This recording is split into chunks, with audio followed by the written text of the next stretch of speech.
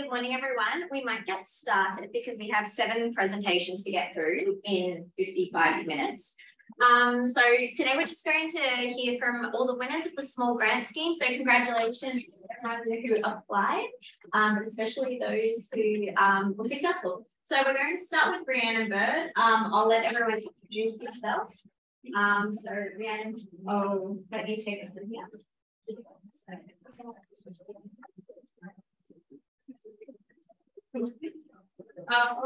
Hi everyone, I'm Rhiannon Bird, and I'm going to be running a workshop. Where someone synthesizing experimental design principles for understanding ecosystem service provision in agricultural landscapes. So I'll just give you a little bit of background. So agriculture is the highest global land use, and it's also one of the biggest threats to biodiversity worldwide. And this means that it is crucial for both efficient agricultural production and also for biodiversity conservation. And one of the things that makes ecosystem services so hard is that it's a multidisciplinary area of study. So you get people from ecology, agricultural science, social science, economics, all those different kind of backgrounds.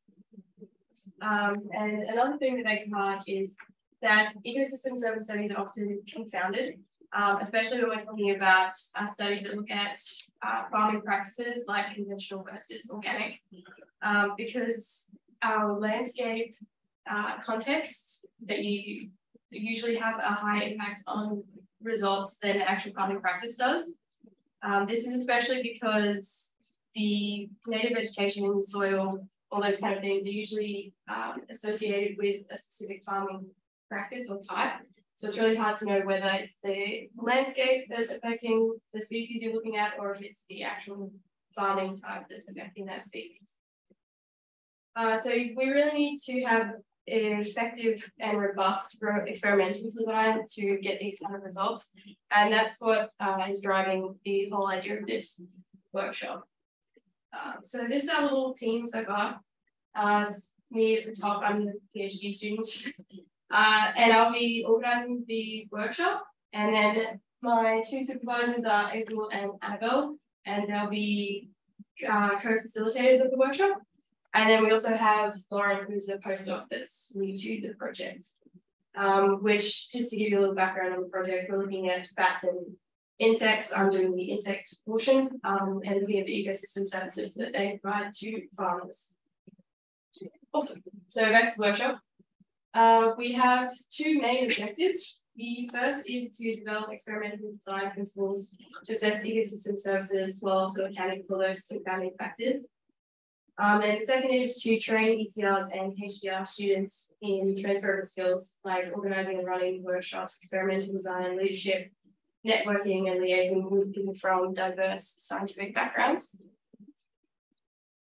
So it'll be a 2-day workshop, and will be occurring at the Gatton campus.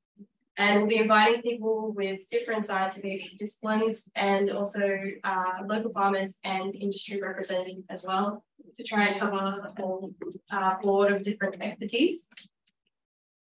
So the very first day, it's going to be an on-site visit with a mixed cropping property in the Lockyer Valley. So we'll go to a local farmer and ourselves around just to demonstrate the landscape context in southeast Queensland and the challenges that they have in implementing ecosystem service provision.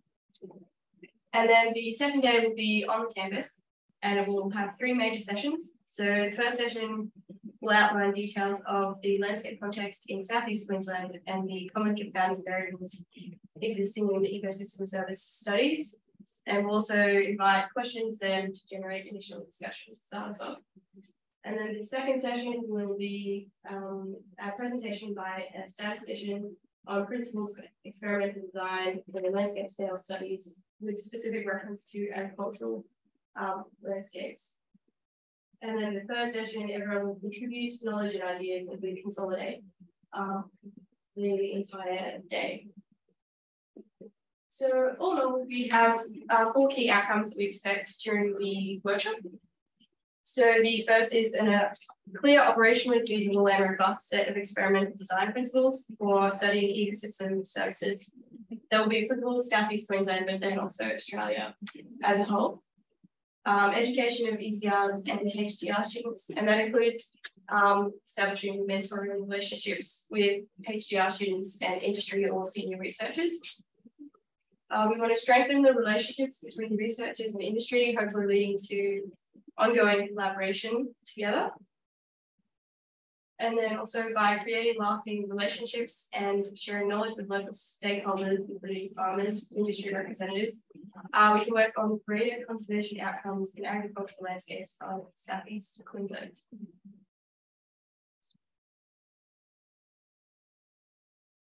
Hello, good morning. My name is Evelyn, and I'm presenting the project Exchanging Experiences and Conservation between Mexico and Australia. This project came up with from the idea that complex problems as the biodiversity crisis require stronger collaboration and communication. This event is going to be an online conference and workshop. Part of the objectives are to provide a virtual space to exchange experiences in conservation in diverse areas between two of the top 10 most biodiverse countries through two leading institutions, which is the University of Queensland and the National Autonomous University of Mexico, which is the largest in Mexico and the largest in Latin America. The idea is to showcase projects that are creating high impact in diverse areas of conservation, connecting research and practitioners in conservation, breaking cultural and language barriers to foster communication and collaboration in conservation science. The expected outputs were divided in three broad categories. First, identify what we have in common. We are in different parts of the world, but we may have shared challenges and mutual goals. So the idea is to exchange the learned lessons from successful and unsuccessful case studies or innovative solutions that have been carried out in the past or in the present. So from this, knowing what is happening in each country, so we can identify and explore areas and ways of collaboration to join efforts to tackle common issues. And hopefully we can create a network for future collaboration between Mexico and Australia. Particularly for the University of Queensland, it was proposed to develop a framework to organize bilingual events and transcend language barriers to foster communication and collaboration in science. The online conference and workshop is going to be in an online format. It's going to be 1 day of 2 hours, 1 hour and a half of presentations, and the last half an hour for Q&A and discussions. It is expected to be in November, morning time in Brisbane and evening in Mexico City. It's going to be through Zoom. The number of speakers is around 9. This format might seem a little bit constrained, and this is because when I got the quotes for the real-time translation, the charge rate was much more higher than planned. So that's why I had to reduce the days. It was originally 3 days. So I'm still looking for options to find a better way to get the real-time translation, which could be through artificial intelligence software or something along those lines. Or asking for more money. As well, it's impossible. And the number of attendees is variable, and I put this number just because the University of Mexico, I mean, if the event is broadcasted, it can reach even countries in Latin America. And so for the activities, it was proposed to create a committee within the CBCS who can help us to design the selection of criteria for the projects, to plan the activities, to promote the event, select the projects and organize the event, as well as participating in post-workshop activities. So for this, we are offering service. What was the word? Sorry. We're offering the opportunity for postgraduate students and other people in conservation who wants to volunteer with us and gain experience in building relationships in conservation with other countries and foster communication science.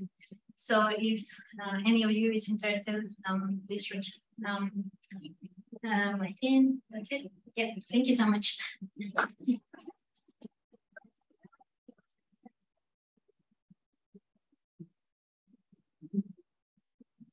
So Leslie Roberson is actually busy doing science at the moment, but she's prepared a presentation and I will be reading off the slides. So I apologize, but at least we'll get to hear about her presentation. So her project is collaboration with Moreton Bay commercial trawl fishery, identifying impacts on the threatened biodiversity to develop potential solutions. So this is with Leslie and Max. So what is a prawn trawl? Aussies love their local wild caught prawns. Commercial prawn fisheries use trawl nets that drag along the sea floor. And these gears have come under fire globally for their environmental impacts, mainly for habitat damage to the benthos and the bycatch. So the bycatch in prawn trawls is all the non-prawn things that are caught within them. So it's often dead or it doesn't survive the release. Bycatch can be 50% of the catch volume or even 10 times more than the prawn catch, which is non-trivial.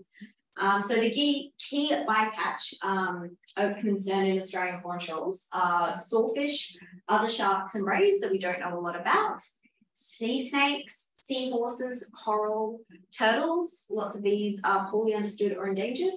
And turtles are fairly rare since the adoption of the turtle excluded devices at the end of the net. And dolphins are of public concern, but they're very smart and rarely caught. But as we know, the public cares about charismatic wildlife. And specifically within Moreton Bay, bycatch profiles are very local and context specific. Bycatch in Moreton Bay trawls has not been monitored or surveyed. There are many poorly known skates and rays and some sharks in southeast Queensland. There's a lot of fish species, plus shifting species distributions, so we might not actually know what they're catching. Fishers are supposed to report catch, including discarded bycatch and any protected species, in their logbooks and with a special form. And they need to openly acknowledge that they don't do this. Every fisher that Leslie has spoken to says so, including in front of managers. It's partly a bureaucracy management system problem. And it's a touchy subject. So of all the fisheries in Moreton Bay in southeast Queensland, prawn trawls have had the worst relationship with management. But this is an opportunity. Moreton Bay trawl fisheries is under pressure. So down from around 150 to 20 active trawlers. They're stressed about rezoning and losing fishing grounds. They have many grievances. So there's unregulated and growing recreational fishing, habitat degradation from pollution and coastal development, white spot disease and imported prawns or stupid regulations that curb innovation, diesel prices, they're humans just like us, precious expensive. Ask them and grab a comfortable seat, you'll be there for hours. There's still lots of division in the fishery, but some fishers are proactive and concerned about the environment and public perception. They don't want to be bad guys, so they're willing to come to the table. So Leslie's looking at organising a trawl bycatch scoping workshop. And the very simple aim is to set the table. So bring together industry, government and researchers to take a first step towards finding effective solutions. This fishery has had little to no engagement with researchers, universities or conservation organisations.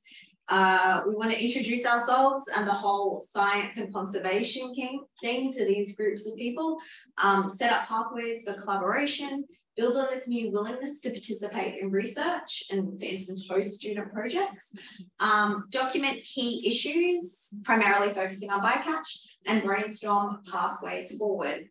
And the key is to listen and learn. The fishers have incredible knowledge about the bay, so there's a lot we can gain from them. And the idea is to model this project off recent successful workshops with other Moreton Bay fishing sectors. Leslie is very grateful of CBCS. The workshop's going to occur in winter, which is a down season for the Moreton Bay prawn trawls. There's already one student project in the works. Contact Leslie if you're interested. Huge thanks to Moreton Bay Seafood Industry Association and their liaison with Max, and apologies for Leslie not being able to be here. If you have any questions, feel free to email Leslie after. But for now, we might move on to Christina. Thank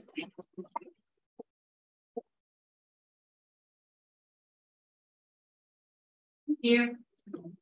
So everyone, I'm Christina Zdenek. I'm a postdoc in school biological sciences, and you might be wondering what is snake. Well, because my event's about photos and photo competition. So photos, of course, are worth 1,000 words, and they can be inspiring and maybe even change people's perceptions. That maybe they thought that snakes weren't beautiful, but I think that I would argue it's hard to say that this snake isn't beautiful. Images can draw us in, make us question or wonder about the species and the subject, like this frillneck lizard, the noosa that I photographed, and they can also tell stories. So I would like CBCS to be able to tell better stories, not just through our science, but also visually, of course, for visual species that can be really impactful.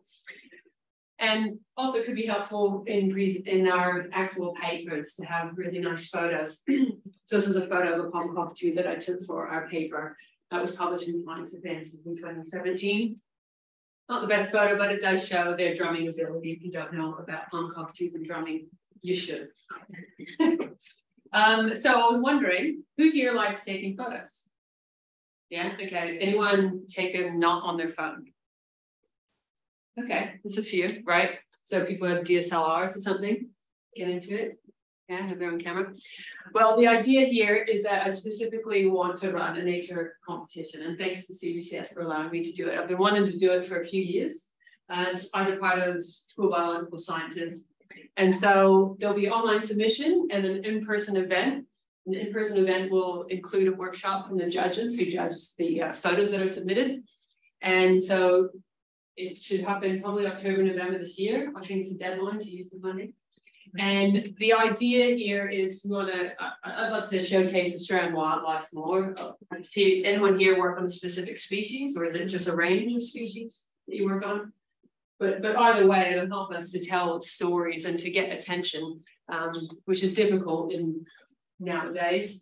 So, and highlight skills that people have in CBCS, or maybe improve those skills as well, and draw attention to amazing Australian species, and also to beautify level 5. So these photos are how old? I don't know, and they're printed on canvas, which is a material that has a lot of divots in it, and it's really meant for photos that aren't really in focus too much. So I'd like to make prints on metal and then post them up to replace these super old ones. So the winners would not only have a print of their own image that you can take home, but they'll have the respect of being able to have your image up in a prominent area. So the categories will be wildlife, and then landscapes will include plants and fungi. And there'll be 3 winners, so a top winner for each of these, and then also people's choice to make it a bit more engaging for the community. So you can just on a Google form or whatever. So pretty simple. And as I said, you'll be able to have your photo up on the wall. They'll look, I don't know, something like that. So a nice metal print. Depending on the prices, will depend on the size that we can print it. So Bio might get on board, or School of Environment when it becomes that, or has it? I don't know, can't keep up. But yeah, they might be able to give some more money for it. So I've arranged 2 judges, so Jasmine Dink and Janiko Kelk, multi-award winning photographers, and they're local, so they can come and give a workshop for anyone interested in gaining skills about photography. So save you from watching dozens of online videos and YouTube and having a solo possibly boring experience trying to improve your skills. You can do it with others and have an engaging, interactive ability to ask questions that you specifically want. So yeah, Jasmine, she has quite a massive following on Instagram, and she won the Australian Photographer of the Year for that photo there, and also Australian Geographic Photographer of the Year. So she's got some gorgeous images where she promotes conservation of species. And ditto for Janiko, big following, interesting. He does a lot of camera trap type images, So if people are into doing that and not disturbing the species. So the two things that I need here, hoping somebody might be interested. So I'm sort of like one-stop shop at this stage. It's only me who's, I know everyone else has won these competitions have a team, but I just decided myself, but I did sort of arrange a team. So if anybody's into photography and would like to help run this, I'd appreciate it. We'll have fun together. And the other thing is, if you know of a person we can use for Judge 3. So I'd like it to be a local person who can come and present the awards. We might do it at a morning tea. I'm not quite sure how the event will run, but yeah, just get in touch and let me know if you want to help in any way, shape, or form. Thanks very much.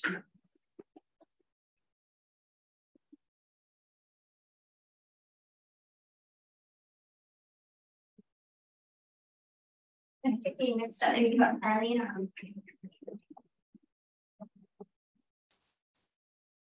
This is actually perfect timing because mine's also about telling stories, but in a different format. And we'll be talking about animation and documentaries. So if anyone was here 2 years ago, I did an infographic workshop, which was actually very successful as well.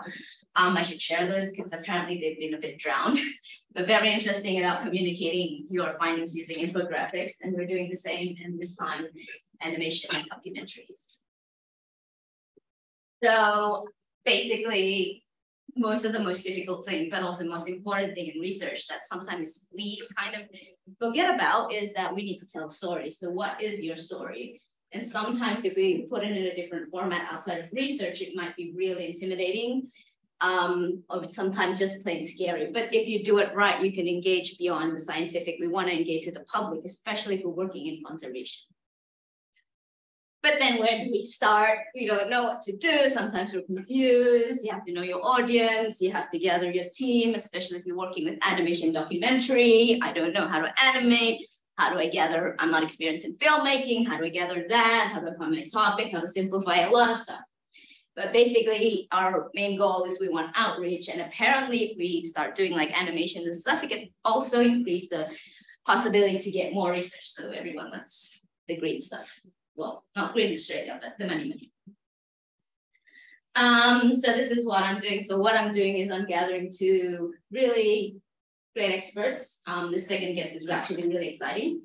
So the first one is Giuseppe is actually based in the UK, but he has really good experience working with researchers, with organizations in natural history and such. And he also has really good experience in getting funding by helping these organizations build animations and such. So we are going to do a quick animation workshop on the basics, principles, and stuff. But then there's always also going to be an extra activity. I'll go more into that a bit, but I'll go straight into, I'm not going to talk, I'll just show you what he does. So you can look at the link.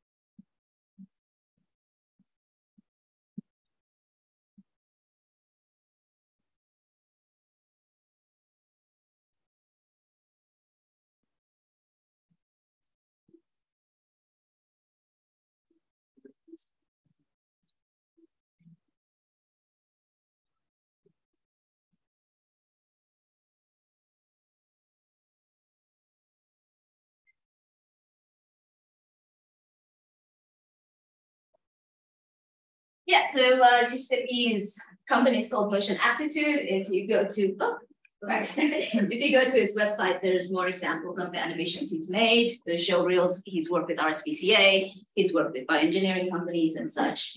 So the workshop will be an hour and a half. The first hour will be looking at the principles, how to build a story, I think the big difference between although people are artists in a way, and artists focus on the story. So we're going to emphasize more on that, on story. And there's going to be a second activity to kind of translate all of those ideas, but I will spread that along. The workshop of what's going to happen will be open to everyone, but maybe the creative activity would have limited participants because it needs to be more focused. He'll be going through Zoom, but I'm trying to get an in-person room for that. And also because he's in the UK, there's going to be, get ready for a bit later in the day, but more info coming soon. That's the first part of the workshop. Can you go next, Alice? Yeah. Oh, there you go. Now, that was animation. And the second part is I actually got someone on board to help us with the documentary workshop. So this is another format.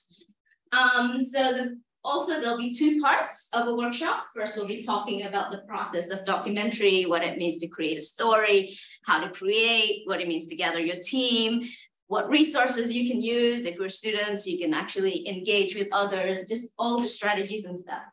And there's also going to be a second session after that, which is actually interesting because we've got these people you can do a pitch, like a really short elevator pitch, and then we'll have a judge to kind of see whether your pitch is good enough for a documentary or not. Who do we have? BBC Natural History, actually. So it's really exciting because Steve over there, I've worked with him, great guy, really good producer. If you look at him on IMDb, he's also there. Estelle, who's actually an assistant producer as well, and she's not determined yet, but she's gonna tell us if she can make it or not. And then we also have an independent filmmaker. Some of you might know Romy, but Romy is keen to come on board to tell us her experience as well. What has Steve does? Steve and Estella is actually working on Planet Earth 3 now, but I have worked with them a bit, and if you can click on the link over there, just a quick preview of what I've worked with them. Okay, there's ad.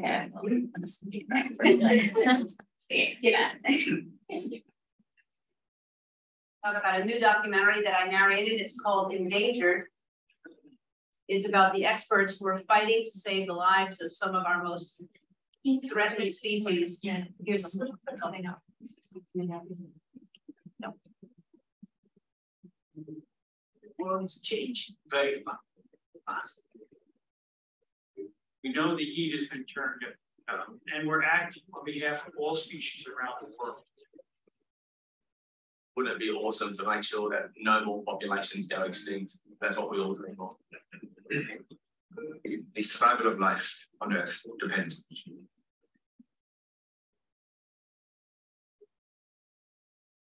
Okay, everyone's feeling strong. So the deep caring for what we have on this planet.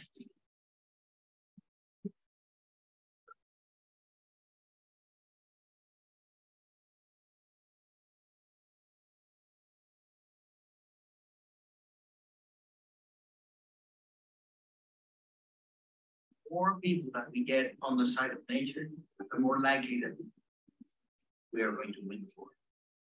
Yeah, we're, alive.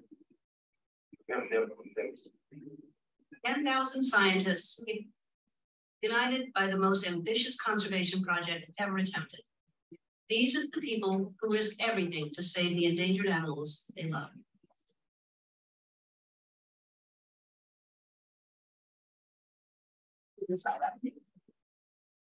I don't know if you notice someone from CBCS over there. But yeah, so he's willing, happy, he was volunteering to actually do this for us. So it was really kind of Steve.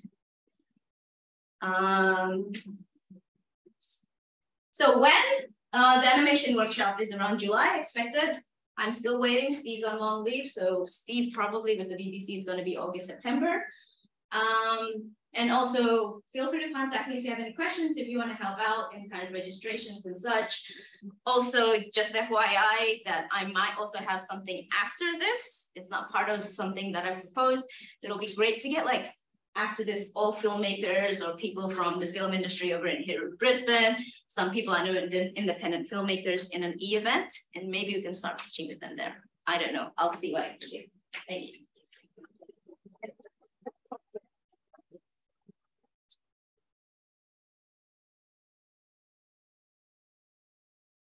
Hello, everyone. I don't know if you have a video there to see me, but if not, I guess my voice, it's okay. Can everyone hear me there? Yes. Yeah. Perfect, thank you. So my name is Jaramar Villarreal. I think by now it's been a couple of years since I finished my PhD at UQ and as part of CBCS, so probably there's a lot of people that don't know me, but hopefully some still do. So I'm now a postdoc at Griffith University. And at the moment, I'm actually in Washington, DC, doing some projects. But I am here to talk about this one, that we are very thankful, Violeta and I, that CBCS has given us the opportunity to work on this for another year. So we were successful last year as well. So this is a follow-up project. And it's about understanding the support needs of multicultural and multilingual HDR students when studying in Australia. So I'm going to give a little bit of background information about this project. Okay, can you change the slide? Thank you. So a couple of years ago, we heard about this paper, how Latin American researchers suffer in science. And I think for a lot of us from Latin America, it described a lot of how we felt during our candidatures and stuff that we realized we haven't talked about. It hasn't been openly discussed. Can you change the slide, please, Kate? So we organized this workshop that it was more a forum, and maybe some of you attended, but basically what we wanted to do is to have an open space for students to be able to express what are those challenges that they've faced since they started their candidatures. So we had over 40 participants, and we had students from School of Earth and Environmental Sciences, Biological Sciences, and of course, CBCS as a whole. And so it was really a really emotional moment. And from there, we decided we wanted to take it to the next step. So not just leave it at that. And that's how we started working on this project. Can you change the slide, please? So some of those challenges include language barriers, visa and passport difficulties, discrimination, cultural shock, economic challenges, and underrepresentation. Can you help me with the slide? Thanks. Yeah, so we wanted to try to help out and understand how can we better support multicultural and multilingual HDR students. Thanks. So this is the overall view of our project. So we're trying to do this gap analysis. And it's divided into these two big components. So the first one is to understand what are the policies and resources available to support culturally and linguistically diverse HDR students. So to answer this question, last year, we worked on doing this desktop review, and that's how we used the CBCS grant for. So we had a research assistant that helped us do this desktop review, and I'm going to show you guys today preliminary results on that. So we've finished the review. We are just cleaning up the database and analyzing the data. The second part that we're going to do is we're going to interview different professional staff. And something that I haven't mentioned, sorry, is that So we are doing this across the 3 main universities in Queensland, and that is UQ, QUT, and Griffith. And we are doing it at the grad school level or the equivalent at these 3 different universities. We engaged with the directors of these 3 student services equivalent. We had meetings with them already, and they are supporting us because we want to make this as useful as possible, and we really want to have an impact. So we made sure that we were engaging with the right people for that. So the next step, the interviews. Sorry. Thank you. Yeah, so the interviews, what we're gonna do, we're gonna interview professional staff to just fill up some gaps of information that we couldn't get from the desktop review. Because for that, we reviewed the university's websites, and there's quite a bit of information that we couldn't get from there or that we didn't have access to. So that's why we're doing the interviews, just to fill up some gaps there. And the second part of our analysis includes understanding what are the support needs and preferences of culturally and linguistically diverse HDR students. So part 1 is understanding what's there. Part 2 is understanding what's needed, what's missing, and what's preferred. So for that, we're gonna do focus groups, again, with students of the 3 universities. Now, yeah, can you please change the slide? Thanks. So as I said, so far we've finished the web search. We systematically coded 300 programs and resources and 30 policies across the 3 universities. Can you help me with the slide? Thanks. So here we have some very preliminary results. As I said, we are in the process of cleaning up our database. But here we can see different support categories. So what this means is from all the programs that the universities provide for HDR students, we divided them into the type of support they provide. So if it's financial, if it's health and well-being, if it's language support, research support, and social behavior, we include discrimination, for example. So just, like the first thing that is quite obvious is that most of the support is for research support and training, across the different years of a candidature, whereas we have very minimum financial support or language support. So those are just like big things that really stand out from this. Can you help me with the next slide, please? Then on this other graph, what we see is specific barriers that HDR students face. So the difference is the previous graph was what the universities provide, and this one is what the specific challenges that students feel. And we got this from the forum that we organized before. So, and those barriers are cultural shock, financial integration, language, visa. And we see that there's quite a bit of programs available for integration. So that means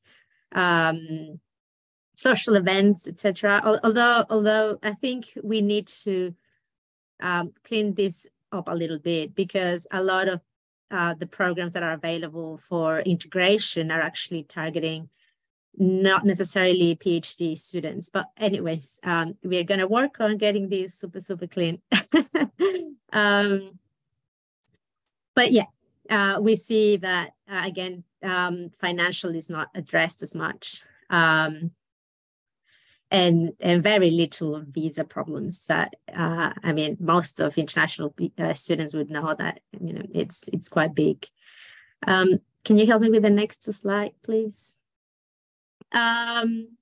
Yes, so with the grant that we got this year, we are gonna finish cleaning up the database and create a report and socialize it with the professional staff that we are collaborating across the 3 universities, and organize these interviews that I was talking about, organize the focus groups, and we expect that by the end of the year, we can have the final report. And we also want to publish this, but I think that will take us a little bit longer than the end of this year because, well, Violette and I do this in our spare time, and there's not that much as we wish, but thanks to the CBCS grant, we can have someone else supporting us and helping us push this forward. So we are really grateful. And that's all. Thank you.